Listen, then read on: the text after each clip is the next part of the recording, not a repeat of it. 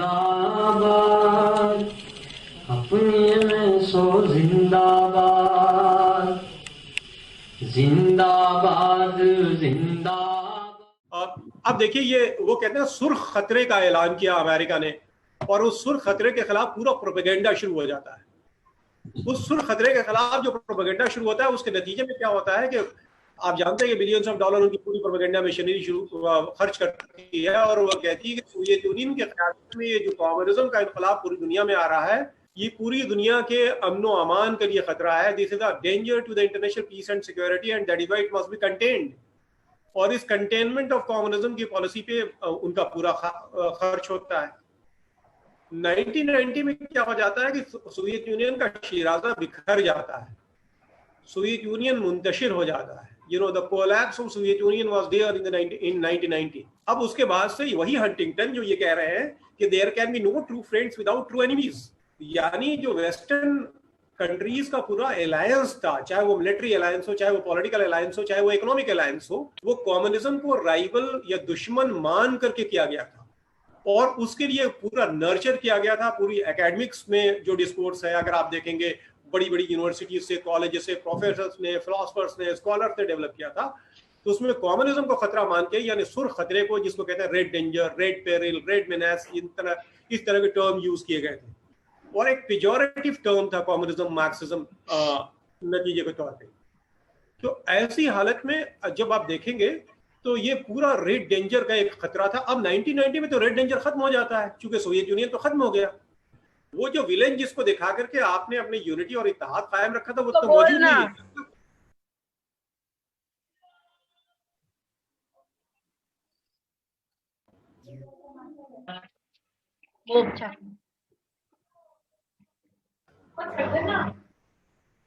जो military alliance है, मिसाल के तौर पे जो सुर्ख आइडियोलॉजी के खिलाफ जो अलायंस था, उसका नाम क्या था? वो अलायंस था, मिसाल के तौर पे अगर आप देखें तो NATO, north Atlantic treaty organization, जिसमें 27-28 ममालिक आज तक मौजूद है। और ये 1950s के आसपास इसको क्यों बनाया जाता है कि सोवियत यूनियन की तरफ से अगर कोई मिलिट्री इन्वेजन होता है, या जो रेड कंट्रीज हैं यानी कम्युनिस्ट कंट्रीज की तरफ से कोई मिलिट्री इन्वेजन होता है, तो उससे बचाव के लिए मिलिट्री अलायंस था। और ये याद रखिए कि नाटो की जो आज जो मिलिट्री एक्सपेंडिंग है, जो मिलिट्री पे वो यानी जो डिफेंस पे खर्च करते हैं ये नाटो कंट्रीज, ये तकरीबन दुनिया के डिफेंस बजट का 70% बजट इनका है, इन नाटो कंट्रीज का है। 30% में बाकी दुनिया के ममालिक हैं, यानी ये जो 27-28 ममालिक जो नाटो के हैं, ये दुनिया की 70% मिलिट्री स्पेंडिंग करते हैं, और बाकी दुनिया के ममालिक 30% में। आप अंदाजा लगाइए। तो अब इस मिलिट्री अलायंस की क्या जरूरत है? लोगों ने क्वेश्चन करना शुरू किया कि अब नाटो की क्या जरूरत है? ये जो भी मिलिट्री अलायंसेस अमेरिका ने या वेस्टर्न पावर्स ने बना रखे हैं, उनकी जरूरत क्या है? मिलिट्री स्पेंडिंग खत्म होनी चाहिए, और डिफेंस की जगह एजुकेशन पे, सोशल सेक्टर में, इन तमाम चीजों में खर्च होना चाहिए। और आप याद रखिए कि विद इन ऑल डिफाइन किया जिसको इन्होंने कहा ग्रीन डेंजर, यानी सुर्ख खतरा या सब्ज खतरा। द ग्रीन सिंबलाइजेज इस्लाम, यानी ग्रीन को आमतौर पर इस्लाम का सिंबल समझा जाता है। तो अब ग्रीन डेंजर को इन्होंने आइडेंटिफाई किया, और आप देखेंगे सोवियत यूनियन के जवाल के साथ ही पूरी दुनिया में जो वेस्टर्न कंट्रीज से लिटरेचर आता है, उसमें बड़ी तादाद में green danger, Islamic militancy, Islamic terrorism, इस्लामी दहशतगर्दी, इस्लामिक फंडामेंटलिज्म, इस्लामिक एक्सट्रीमिज्म, इस तरह के टर्म फ्रीक्वेंटली यूज होने लगते हैं। न सिर्फ ये कि जर्नलिस्टिक राइटिंग में, बल्कि सीरियस राइटिंग्स में हजारों की तादाद में किताबें लिखी जाती हैं, प्रोजेक्ट्स दिए जाते हैं इस्लाम को डेमोनाइज करने के लिए, या इस्लाम के एक बहुत ही नेगेटिव पिक्चर पेश करने के लिए। यही वो वक्त है कि आप ये याद रखिए कि अब अमेरिका को और वेस्टर्न पावर्स को सोवियत यूनियन चूंकि खत्म हो चुका था, इसलिए उनको जरूरत नहीं थी जिसको उन्होंने पहले मुजाहिदीन कहा था अफगानिस्तान में। अब उनका कोई राइवल नहीं था, उनको लड़ने के लिए मुजाहिदीन की जरूरत नहीं थी, इसलिए कि अब उनको एक नया खतरा कायम करना था दुनिया में, और उस खतरे की बुनियाद पे ही अपने तमाम मिलिट्री अलायंसेस को कायम रखना था। आप देखेंगे यूनाइटेड स्टेट्स ऑफ अमेरिका में जो सबसे स्ट्रॉन्ग लॉबी है, जिसको कहते हैं आर्म्स लॉबी, यानी एक बहुत ही फ्लॉरिशिंग इंडस्ट्री है आर्म्स लॉबी। दुनिया का जो सबसे बड़ा आर्म्स सप्लायर है इंटरनेशनल मार्केट में, वो यूनाइटेड स्टेट्स ऑफ अमेरिका ही है। तो ऐसी हालत में उनको जो आर्म्स लॉबी है, उसने भी लॉबिंग की और वो चाहते थे कि उनके आर्म्स कब बिकेंगे पूरी दुनिया में, जब पूरी दुनिया में कहीं ना कहीं म्यूचुअल सस्पिशन, डाउट और इनसिक्योरिटी कायम रहेगी। ये इनसिक्योरिटी किस तरह से कायम होगी? जब आप प्रोपेगेंडा करेंगे। उस प्रोपेगेंडा के जरिए दुनिया में अमन की सूरत पैदा कभी नहीं होनी चाहिए, बल्कि दुनिया में क्या होना चाहिए? एक परपीचुअल टेंशन होना चाहिए। दुनिया में क्या होना चाहिए? एक खतरे का माहौल बना होना चाहिए। ऐसी हालत में ही जो मिलिट्री इंडस्ट्रियल कॉम्प्लेक्स हैं वो फ्लॉरिश करेंगे। दुनिया के, आपको मैं ये भी बताता चलूं कि दुनिया के जो 10 बड़े आर्म्स सप्लायर है वर्ल्ड में, इंटरनेशनल मार्केट में जो सबसे ज्यादा असलाहजात बेचते हैं, उसमें एक भी मुस्लिम मुल्क नहीं है।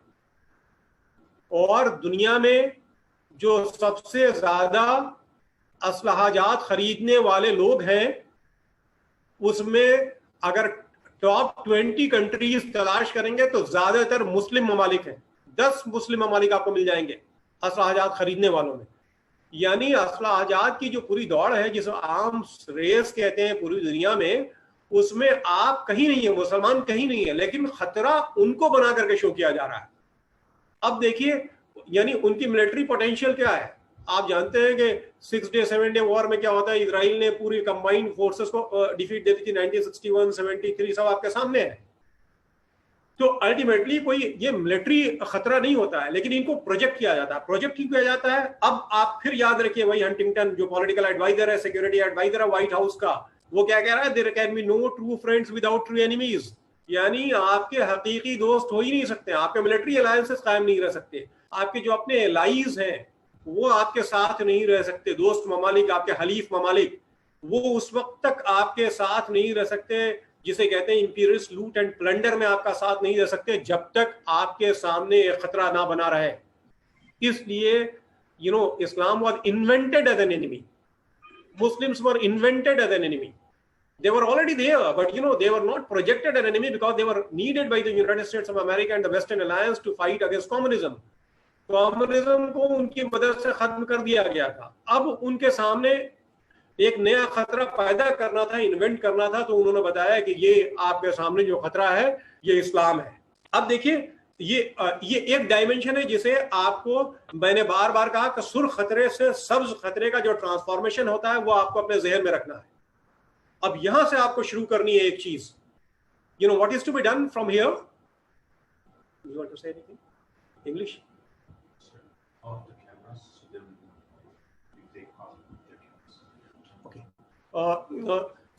मैं आपको ये बताता चलूं कि देखिए, ये जो यहां से जो प्रॉब्लम होता है कि सब्ज खतरा से सुर्ख खतरा की तरफ आना, पहली वजह ये बनती है।